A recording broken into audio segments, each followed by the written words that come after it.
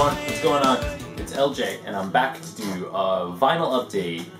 Here's a few things that I picked up recently that I wanted to share with everybody, give some thoughts, impressions. Some of it I know, some of it I know, some of it I didn't. Yeah, I wasn't familiar with all of it, so here's my thoughts. First, funny story, right? I get in the car this morning. Oh, sorry, first. One tremendous hole in my collection is a-ha. I'm a huge fan of synth pop and new wave. So to think that I don't have any a-ha is just mind-blowing, stupid, unreasonable. So easy to find on eBay and Discogs, but the thrill of the hunt and trying to find things out in the wild like that, I steal that line from Punk Texas all the time, is just unbelievable. So I get in my car this morning and I'm gonna go, no, yesterday morning, I was gonna go look for some records and I think I had some other things to do. And in my hand I had, what did I have? I think Don Dawkins, Up From the Ashes, ridiculous 80s hair metal. And so I turn on the radio and I hear Take On Me, that famous a-ha song. And I was just about to slip Don Dawkins and I said, it's a great song, what the hell. So I turned it up and then when it ended I put Don Dawkins in and I was like, wow, LJ, there's a change of pace. Holy shit. So I go into, it was Goodwill, and I start flipping through, and right away I see just this, and I was like, oh, aha! Oh my god, it's probably obliterated, right? It was sealed, never opened. Not only is it cool that what had just happened in the car, it's cooler that it was $1, it's cooler that it's sealed, but it's a mind-numbing to think this came out in 1985. So in all reality, this could have possibly been sitting in somebody's closet for 26 years in mint condition. Unbelievable. How does that even happen? I don't know.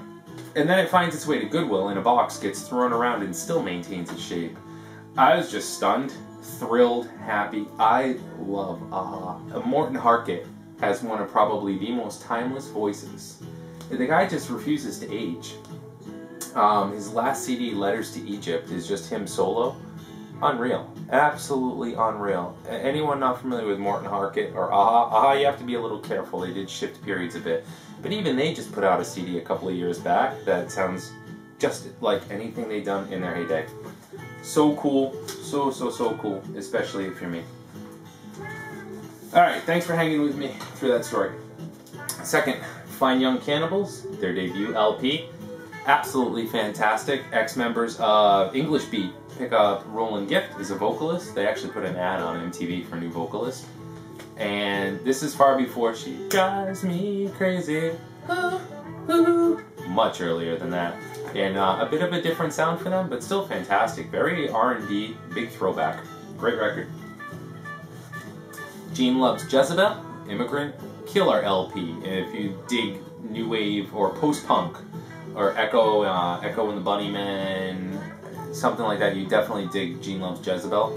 Cool thing about this, I didn't realize it when I picked it up, this is autographed to somebody named Doug. I'm not Doug, I'm LJ. But very cool that it's autographed by the Astons, Michael Aston here, and the different members of the band all the way around. It's very cool, great shape. On to some of those Beatles. I'm going to take this one out of the sleeve. A few Beatles LPs I did not have. Beatles Love Songs, compilation released in 1977. We have our Fab Four there of what is perceived to be all the Beatles love songs, and this has a lyric booklet, the lyrics to all the songs. It's released on Capitol, so kind of a cool compilation, you know what I mean? I wasn't pining for it, but it's got some great songs on it. Michelle and Yesterday, In My Life, all the ones we know and love, and I only paid a couple of dollars for it, so at that, it was cool to have. Another Beatles comp, Rarities. If I'm not mistaken, I think this was on Parlophone, and I believe that makes it a UK issue, Parlophone. So as per the back, right, Beatles Rarities, there's no such thing, surely. Nothing they've released could be rare, not with the sales they've chalked up around the world. But here they are, and this is just a ton of Beatles stuffs, B-sides, some outtakes, nothing that's necessarily demos, but some pretty cool stuff. Different version of Across the Universe is what stood out. Of course, all the controversy around Phil Spector's mix of Across the Universe from Let It Be. This is kind of a more stripped down version. So this was a nice addition. This was I was pretty excited about. The Beatles rarities. Another Beatles comp. The early Beatles. 11 of their 1964 American hit recordings now on Capitol. So this has things like Love Me Do, Twist and Shout, Please Please Me, P.S. I Love You. So it's just a very early Beatles comp. It's on Capitol. And for the Beatles catalog, or for the Beatles books, it's one I didn't have. I have all their studio releases, and no one loved them. But again, these are comps that, for me, they just don't show up too often. Good old Joseph Cocker. Joe Cocker's Unchain My Heart. This is an 80s release from Joe. Unchain My Heart was a big hit. I think Satisfied was another hit.